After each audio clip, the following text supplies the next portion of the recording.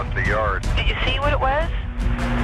Was it a person or an animal or? A good-sized man, or something that looks like a man. Okay. You've had problems in the neighborhood before? Yeah, my dog was killed here just recently. I don't know what it was. Welcome to Sasquatch Hypotheses.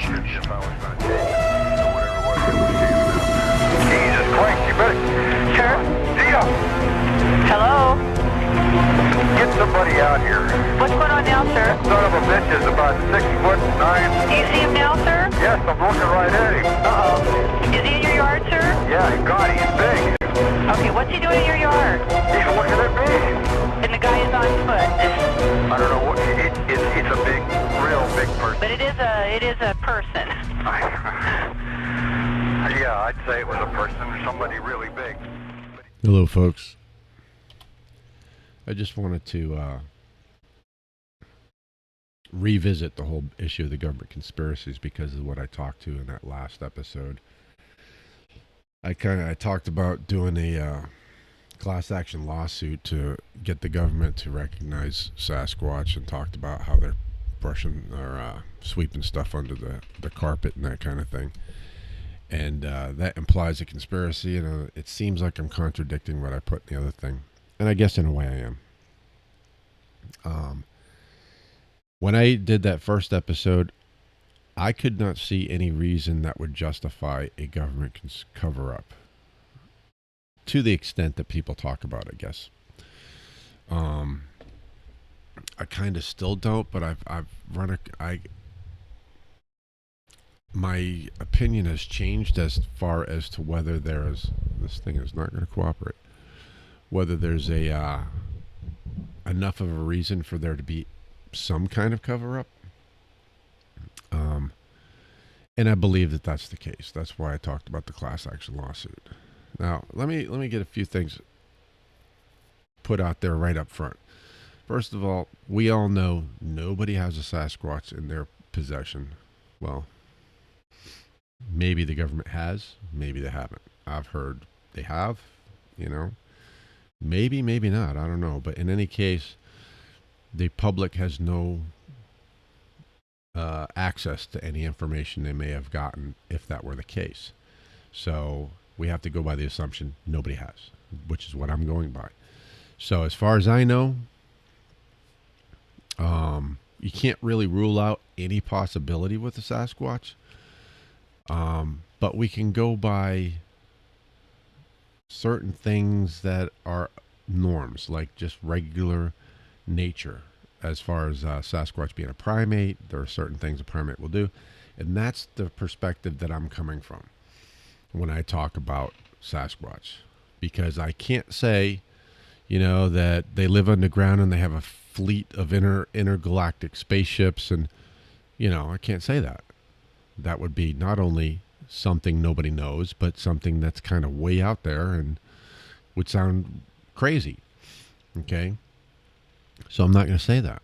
I'll tell you, and I'm going to cover this in a minute, but if, let's say, I had been out in the forest and fell down a hole and, end up tumbling right into the hangar of their intergalactic spaceships and saw a bunch of Sasquatch walking around working on them and stuff, I still wouldn't tell anybody.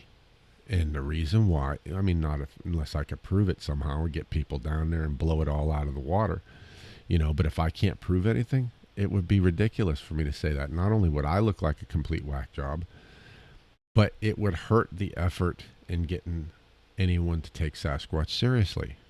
So, which is what I'm going to talk about. Some of what I'm going to talk about. I'm going to talk about other things too, but I wanted to first of all touch on why I've kind of changed my mind as far as this conspiracy. Before I think I said something about the only reason that the government there would be a government cover up is if like they knew that Sasquatch was sentient and that they would have to give up land and stuff like they did with the Native Americans, when we took all their land and now they have reservations and that we would have to do the same thing with Sasquatch. That would be the only reason that I think would be important enough for the government to try and cover it up. Still believe that. I still don't completely disbelieve that that's not the case. But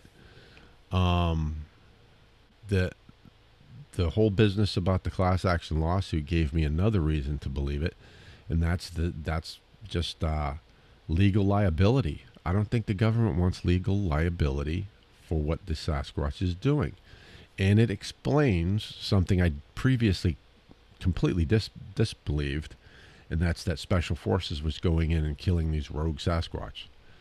You know, I was like, why would they do that? Well, now I know why. If they know that these Sasquatch are out there taking people's little girls out of their backyard and people's grandmothers and, you know, all of that stuff, and let's assume that they've captured one and they kind of have an idea. They've studied it enough to where they understand their mentality. Maybe they've communicated with them. We don't know. If there's communication is possible with them, you know, we've heard that there's Sasquatch vocalize and that they actually talk amongst themselves and stuff. I've never heard it myself, but it seems that the general consensus out there is that it's true. Well, that would imply that there is some form of communication that can be had with them. And if the government has had some, I guarantee that they've done it. You know, they have communicated with them. Now, let's suppose that that's happened and they know roughly how their society works now, and that these Sasquatch that they're calling rogues, they're calling them that because that's what the other Sasquatch consider them as well.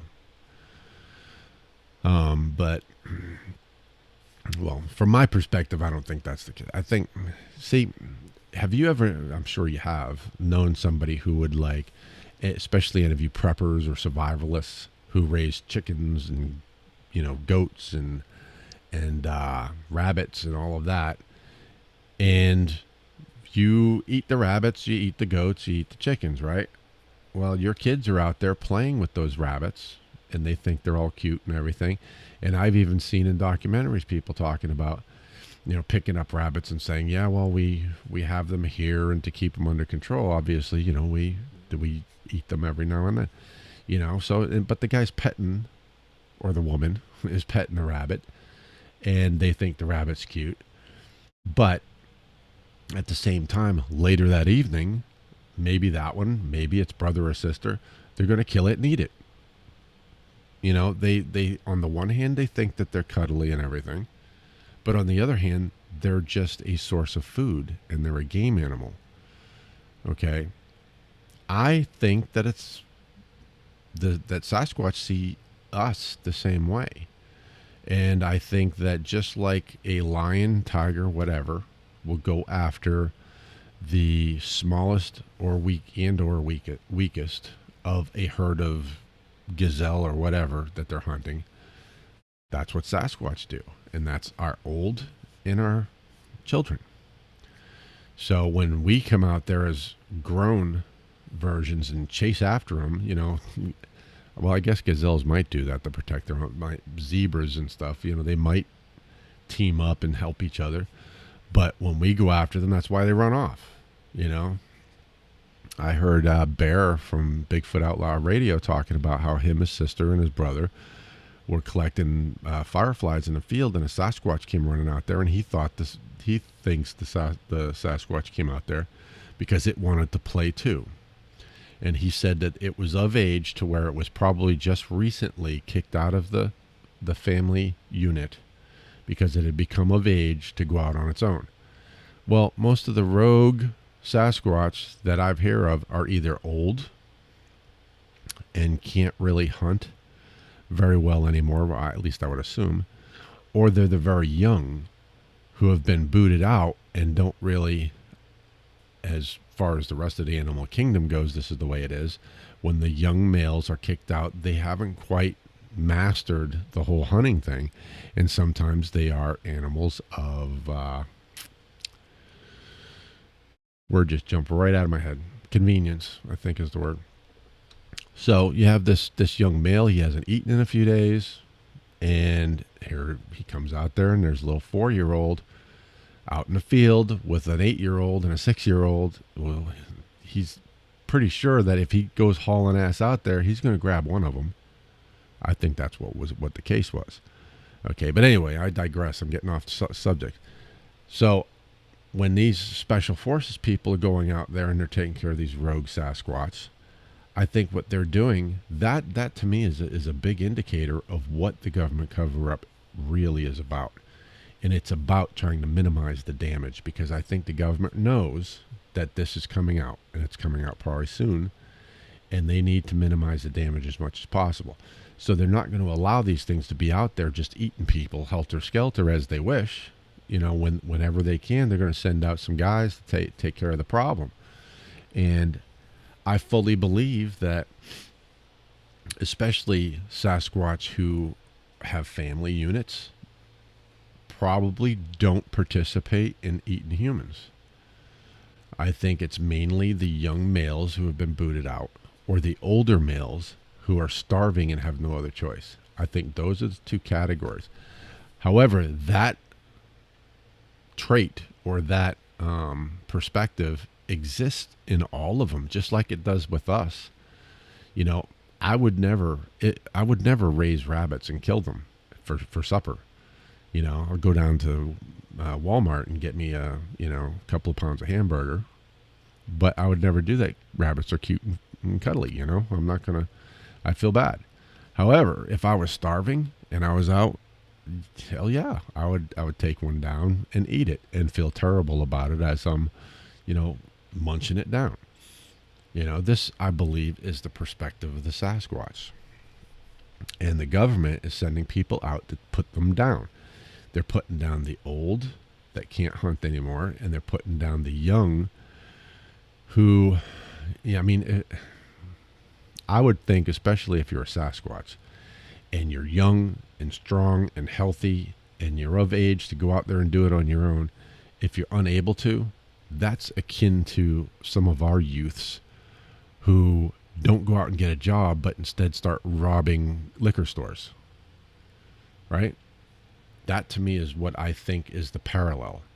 So for the government to go out and take in and put down a young Bigfoot who's taken to cannibalizing humans instead of hunting its own deer, or putting down the old Bigfoot who are just too feeble to hunt you could think of that as, being merciful for the old Bigfoot. But I think that's where we're at. I think that's the parallel. However, I think that any Bigfoot family who is starving, if for some reason the game weren't around, I think, yeah, absolutely, I think that they would eat humans. I think they see us as a last resort food source, and in extreme circumstances, they'll take us and they'll eat us.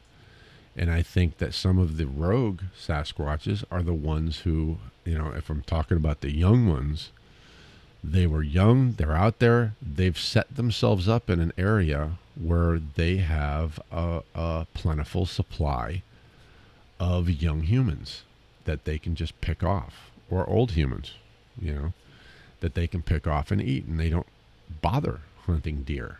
That's too much energy. Think about it. It's a lot easier to grab a 60-something-year-old woman who's walking up a trail, or a 5 or 6-year-old child who's playing hide and seek, than it is to chase a deer down. And Sasquatch are all about conserving energy. So, and there's a saying that once, some animals, once they get the taste of human blood, they'll continue to, that's why we put down dogs and stuff that bite. Once they do it, they'll continue to do it. Which is not correct, because my dog's bit me several times, and it's not like he does it all the time. He just does it when he's really angry. And I don't think he'd ever kill anybody, but, I don't think it's, once they taste blood, they'll keep coming back. But I think that in the case of the Sasquatch, if they find out that it's easy prey, they're going to keep doing it. Think about it in our society. We have, old guys who think you gotta honest day's work, honest day's pay. You gotta be a man up and do this and that. I think that big feet are the same way. They think if you're eating humans, then something's wrong with you, because you're not, Sasquatch enough to hunt your own deer. I think that's probably the case. Based on, I forget exactly what story it was, but there was a Sasquatch that was trying to get at a human, and another Sasquatch stopped it. So, I believe that's the case. I think that Sasquatch, the community, is very similar to ours. Very similar to probably mostly the good side of ours. But just like us, I mean, we've heard stories of people who have, what was it, a soccer team or whatever, they crash landed in the Andes, and they started eating each other. And then there's that bunch out in, I forget where it was. There's some, back in the Old West, who got stranded up on a pass in the Midwest, and they ate each other. I mean, humans will do it too. We're cannibalistic when we're pushed to that point. And I think Sasquatch are too. The only thing is, the Sasquatch also are in a position of seeing us as a weaker animal. We're smaller. They got to know that we're weaker. We're smaller. We're not as strong as them. We can't be. We're probably, from their perspective, I don't even think more vicious. I think maybe equally vicious. I mean, they know that they're going to have a fight, but they would ultimately win. I think that's their perspective on things. I don't think that they know just how badly they have us beat yet, but I think that's their perspective. And I think the family Sasquatch see us as having our own families too. So a father Sasquatch is not going to come and eat our daughters or sons because they have their own daughters and sons. And I think they have a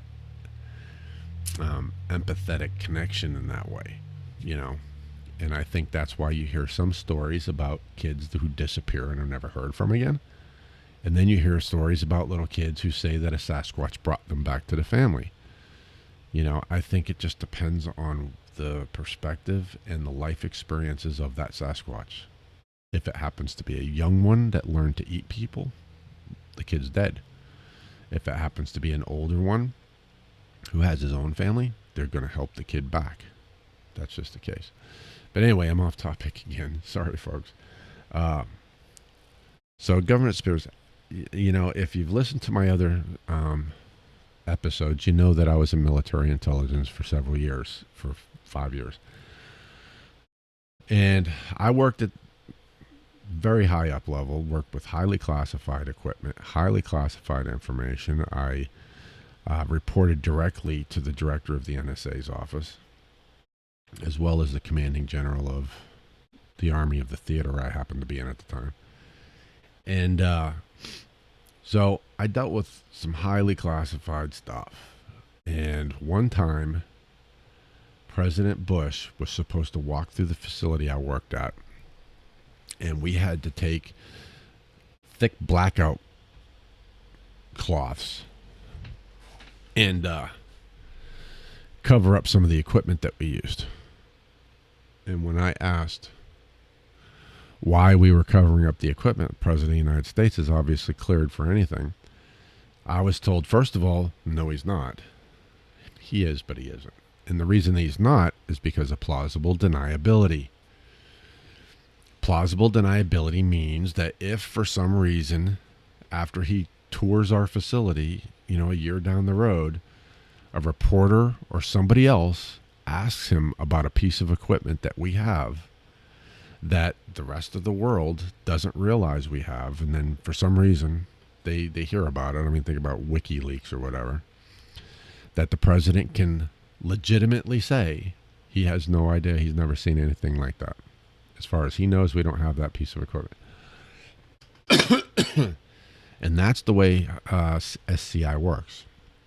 We were taught when we were in school for SCI that we had to maintain plausible deniability. That means neither confirm nor deny anything classified at all, a piece of equipment, piece of information, whatever. And whenever possible, the reason that it's called special compartmented information or whatever, we just called it SCI, is because it's and the reason it's compartmented is so that one compartment can legitimately say they know nothing about what's going on in the other compartment. And that's plausible deniability. That way nobody can put two and two together by talking to multiple people and putting together the pieces, because there's never a connection between the different areas. And that is what I think is going on as far as the government conspiracy. And I think it's also what, to me, proves that there aren't any government men in black going and visiting people who own a farm who are having Bigfoot activity. It's not happening. I don't think the people at the farm are lying. So before you turn it off and unsubscribe, I don't think that they're lying necessarily. Some probably are. Some are, trying to just be in the limelight and whatever. Some of them aren't.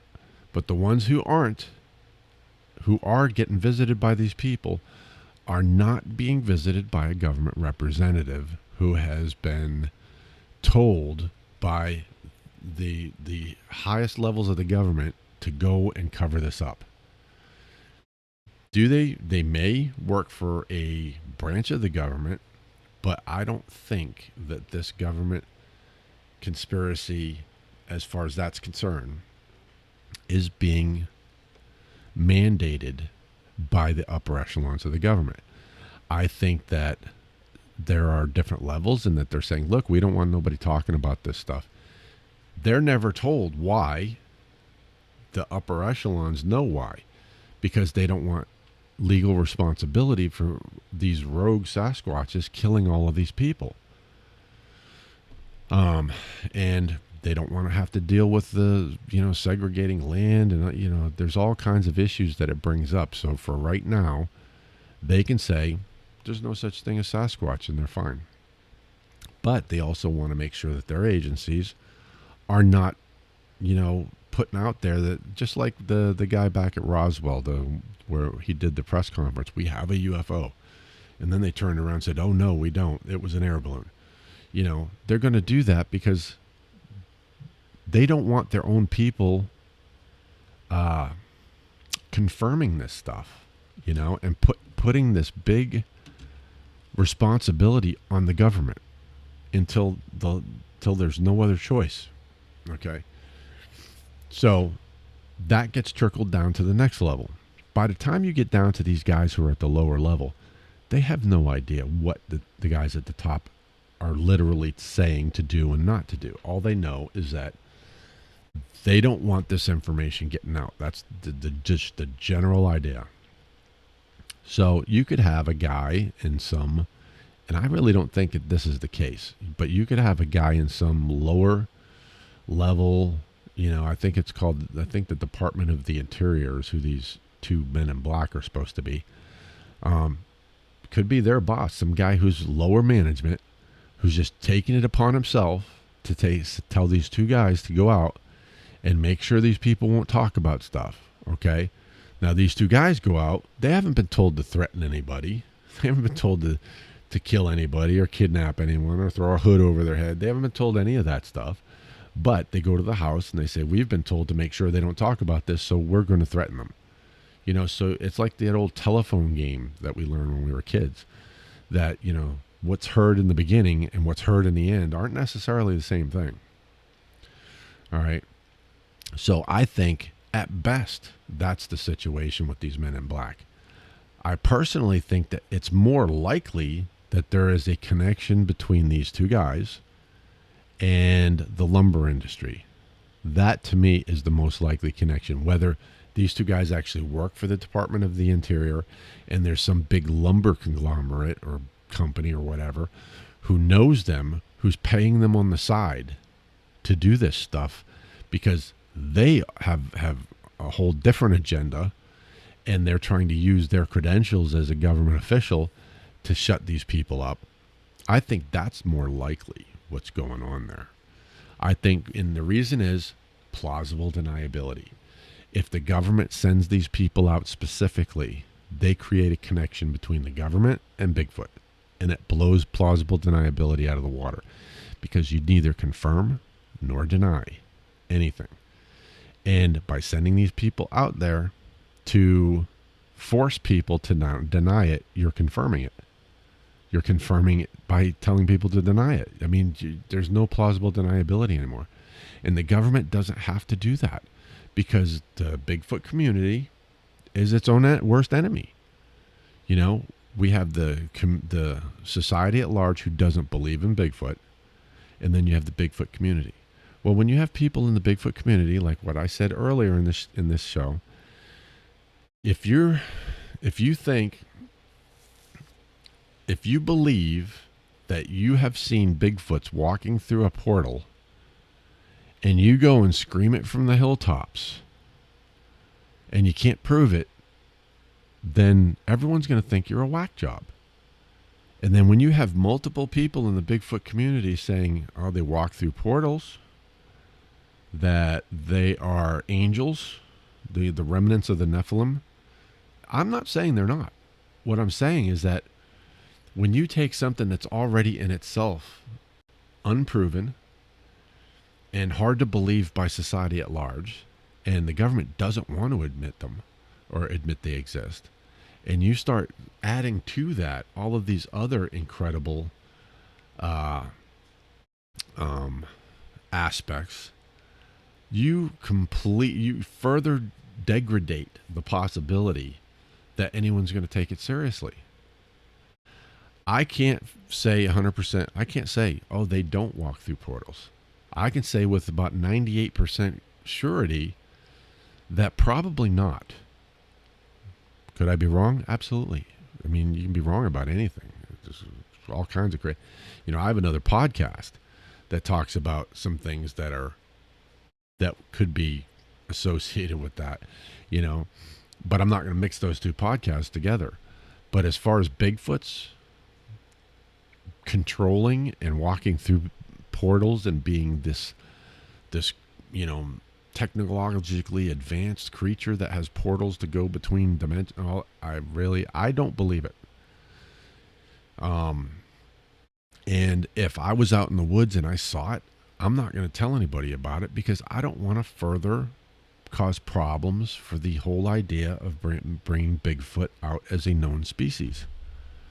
Let's get them to be recognized as a reality before we start making people admit or say, okay, they go through dimensions and they have portals and they fly spaceships or whatever. You know, let's get this first piece done first, because all of this other stuff is just making it a lot harder to get that first piece done. And because of all of these people saying that stuff and damaging the standing of the Bigfoot community and the idea of Bigfoot being real, the government doesn't have to do anything.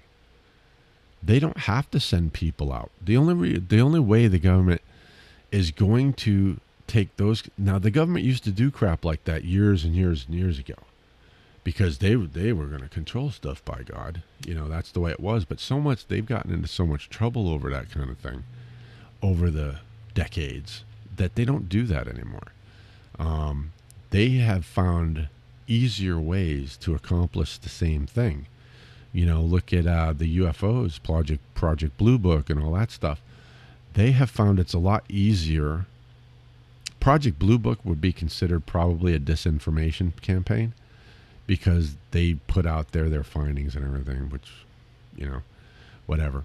I'm not going to get into that stuff. But, you know, you could consider that disinformation. I could see the government doing. They didn't go out and threaten people. Don't you say you saw a UFO. If you do, you know, your family's going to despair. They didn't do that stuff. You know, I believe they did it back at Roswell, but then they changed, that stopped. You know, they realized all we're doing is making things really bad. We need to stop doing it this way. They developed these other ways of handling situations like this at that time. And now they know the best way to handle it is to say nothing, to allow the nut jobs to make themselves look worse themselves, because we don't have to just don't confirm or deny, you know. And it all just, look at how long the whole UFO thing has gone on, you know. And that would arguably be more prevalent, and it would be more prevalent for a longer period of time than Bigfoot. Bigfoot's only really been prevalent in society at large for the last couple of decades, maybe. Before that, it was just completely, nobody even wanted to hear about it, you know, but people talk about UFOs for decades. Still thought you were nut jobs, but it's not the same situation.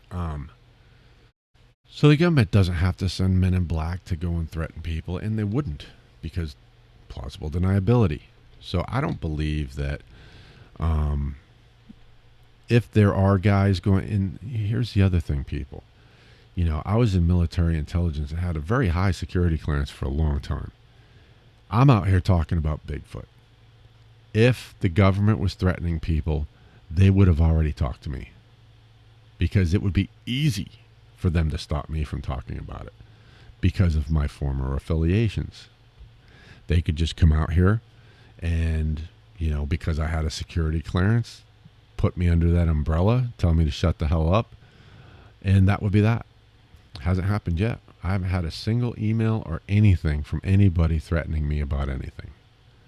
You know, and I'm able to talk with authority about how classified is handled and who's doing what. I haven't had anybody come out here and tell me to shut up. And let me tell you something. If the government was sending these two dudes around and I was talking about them at all, the government would come after me and tell me to stop doing it, because they wouldn't care if I was saying negative things or positive things. They just don't want me to talk about it at all. That would be their perspective. Let it die off. Let the people who know nothing talk about it. They don't want anybody, because somebody could latch on to something small I say that, in their opinion, proves this or that. They would just tell me to shut up about it altogether. That has not happened. I've not been threatened by anyone that works for the Department of the Interior. Even though I've sat here and talked crap about them and what they're doing and all that stuff. You know, I guess I have. Well, I guess I am now, at least. Nothing, you know, nothing has happened. I've had one guy, one nut job at some point said something, but he was more of a, I don't know what the heck he was, really. He told me to grow up when I said something about, I don't think he listened to the entire episode about the cloaking. And he told me I should grow up, that cloaking's not possible, which is what I said in the video. So he obviously didn't watch the whole thing. The guy was, you know, just another idiot out there who talking through his ass and doesn't know what he's talking about. I don't really, this was kind of all off the cuff. I don't know if I really satisfied what I was trying to get put out there. So let me recap just what my position is. I do believe that the government's covering something up. I don't think that it's to the extent that people are talking. I think people are blowing things out of proportion a little bit. To be completely honest, and you know, you can hate me if you want to. This is just my opinion. I think people are blowing things out of proportion a little bit. I think some people are flat out lying, just because they like the limelight. I mean, be honest, people. We all know people who do that, right? I'm not saying they're all doing it. I'm not even saying I know who is and who isn't.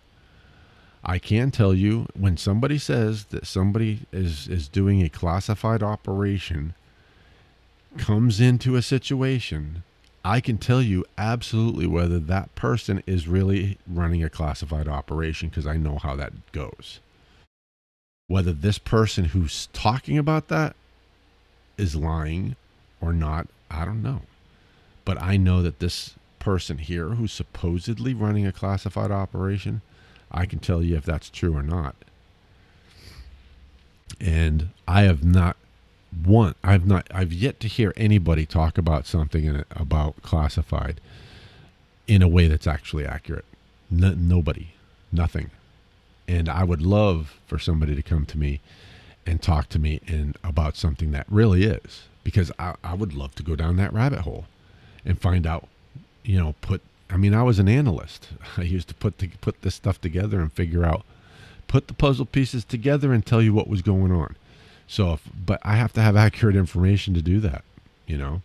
So if somebody is really out there doing this stuff in a classified manner, I would like to hear it, so that I know that that's what they're really doing, and then take the pieces of that puzzle and put it in there and find out what the truth is behind what they're doing. I would love to do that, but I have yet to hear that. I've heard what is, seems to be a bunch of crap to me so far. And I'm not talking about the people experiencing it. I'm talking about, because I don't know if they're telling the truth or not, like I said. But as far as these other guys, these men in black they're talking about, it's a bunch of crap. They are not working in some classified function because they're not operating in any way, shape, or form that even resembles somebody operating and doing something classified. It's just not there. These guys, from what I've heard, because I watch movies too, folks. I've been in classified. I've been in military intelligence. I worked with the NSA. I worked with DARPA. I worked under the director of the NSA. I know what that world is. I know how it works. And then I've watched movies. Movies do not have it right at all. Now, what I've heard, everything I have heard as far as classified, these men in black and all of this stuff, is like something out of a movie. It has nothing to do with reality. What I have done myself for years. And what these men in black guys are doing, not the same at all. They're not even related. What I see or hear about these men in black guys doing from pretty much everybody is what you see in a movie. And the movies aren't accurate. They're just not. So I don't know if it's being contrived by the individual, the witness, or the men in black, because the witness wouldn't know. I don't know which one of those is true. All I know is that the situation in some way, shape, or form is not accurate. And I've heard other podcasts talk about how these guys who are in the know have talked to them about stuff. And I'm not pointing, there's several guys out there who have said this. I'm not pointing my finger at any single one. But there are some that have said things that I'm telling you is bullshit. Not the facts, but the things, the way they're relating things to them and stuff, it doesn't work. It just doesn't ring true to me. I'm not saying that what's being said in itself is bullshit. But, for instance, if somebody comes to you and they know they've seen something and they want you to believe them, so they tell you that they are such and such to lend credibility to what they're saying to you so that you will believe them more. That's what it sounds like to me.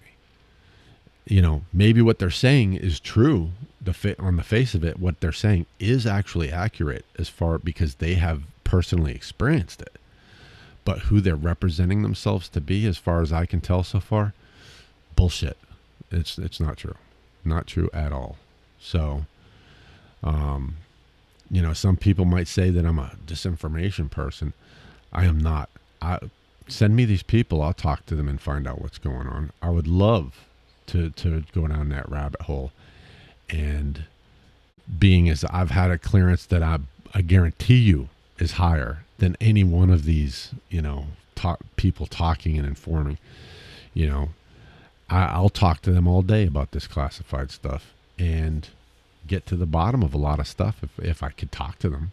But, nobody's going to do that because they would be outed. I've made the offer many times to other hosts that let me talk to them for 10 minutes. I'll tell you if they're lying or not. And I've heard some of these other hosts, some, not all, but some of these other hosts say, oh, I vetted them. Well, how the hell did you vet them when you have no friggin' clue what you're talking about? How? Oh, because they told me certain things that ring true. Really? How are they ringing true to you if you've never been involved? Anyway, I'm getting off track. It's just you're trying to give people credibility, and you have no idea what credibility is. So how are you doing it? How? I know what credibility is. I've had one of the highest clearances in the country. I can tell you for sure. But nobody comes and asks me. Anyway, so I believe absolutely that the government is covering shit up, but it's simple stuff. It's like lose the paperwork, so that we can say, oh, wow, we must have lost that. It fell between the cracks. I don't believe they're sending them money. They might be. I could be blowing shit out my ass. Maybe I don't know what the hell I'm talking about. Maybe the government has changed the way they do things. Maybe they've become more criminal since I was in. I don't know.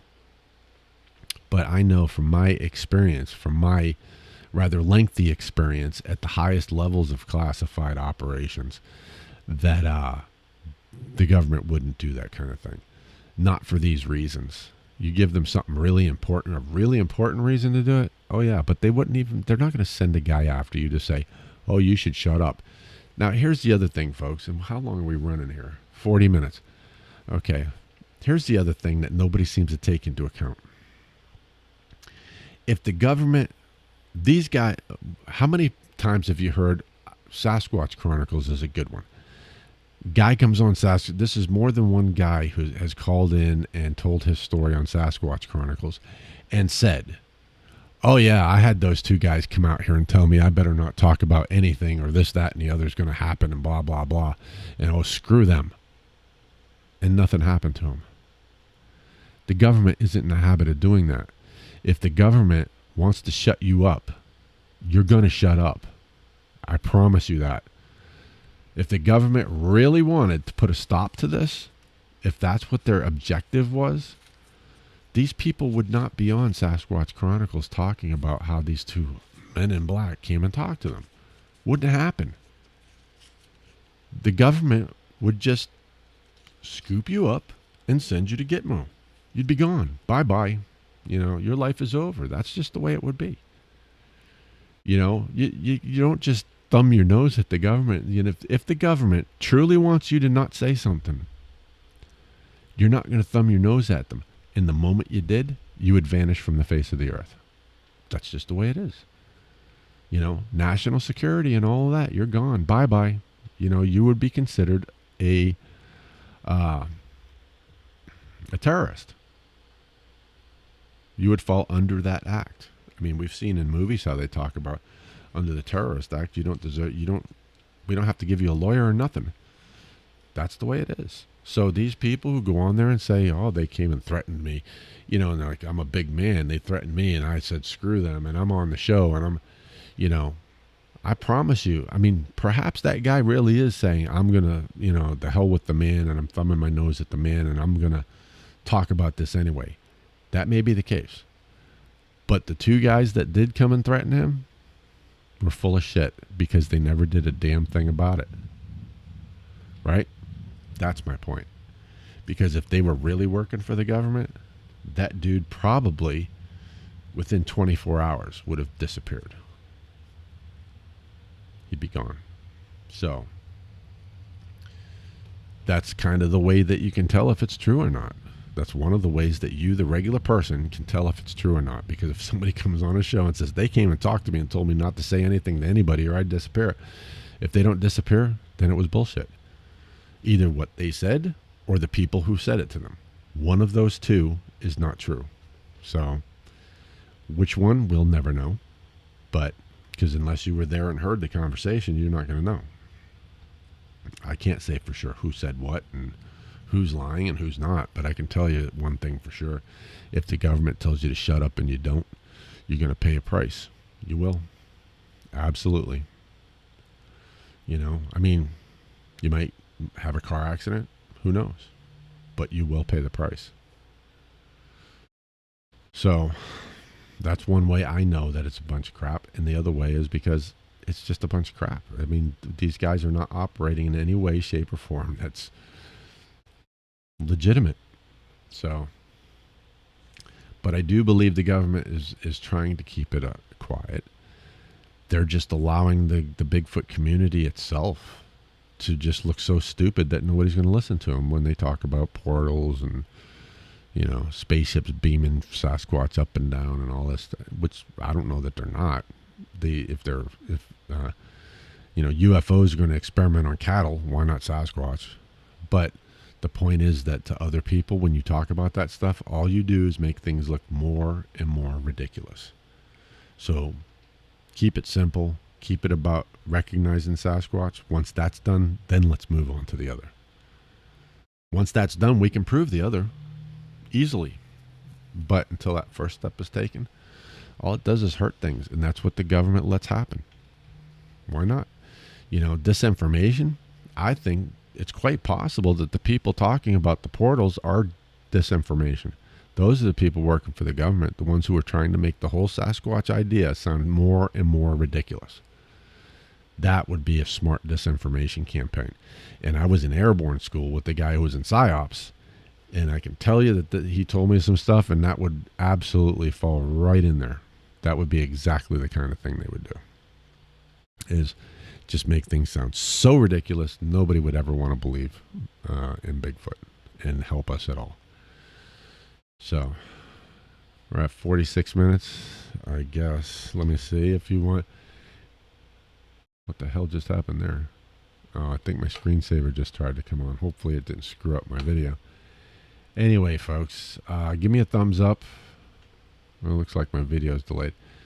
Give me a thumbs up or a thumbs down. Like, comment, subscribe, share. Hopefully I didn't lose too many of you. It seems like I lose a bunch and I get a bunch, and I lose a bunch and I get a bunch. So my number stays the same all the time, even though my numbers are changing quite drastically over the long haul. It's like, was it 2 steps forward, 1 step back? That seems to be the way that my subscribership goes. I'll gain 6 and I'll lose 5 or 4. That seems to be the way it is. But it is what it is. So like, comment, subscribe. Feel free to comment on what I said in the last video about the FundMe as far as putting together a specialized Sasquatch hunting motorhome and going out and spending a couple of weeks at a time in all of these hot spots looking for evidence of Bigfoot and that kind of thing, which is another reason the government would have already come after me if they were. They would have already said, what do you think you're doing? But anyway, yeah, comment about that stuff. And in the meantime, if you've had an experience that you want to talk about, or if you have any opinions about any of this stuff, or want to discuss your theories, but theories that you've researched, I would hope, or in some way, given a lot of thought to, not just stuff that you're throwing out there. Some people are like that. But things you've really given some thought to, feel free. Contact me, and we'll get on the show and we'll talk about this stuff. That's what I want to do, is start talking to other people instead of just running my mouth for the whole time. So like, comment, subscribe, contact me. The sashypeblogspot.com is where you can hear the audio only version of this podcast. And sasquatchhypotheses@gmail.com is how you can get a hold of me for whatever reason. If you government guys want to threaten me, there's how you do it. Actually, you government guys who want to threaten me should be able to come right to my door. But, and probably would if you really existed, or if you were really government guys. But those of you who want to contact me, there it is, sasquatchhypotheses@gmail.com. And I think that's it. Until next time, y'all take care.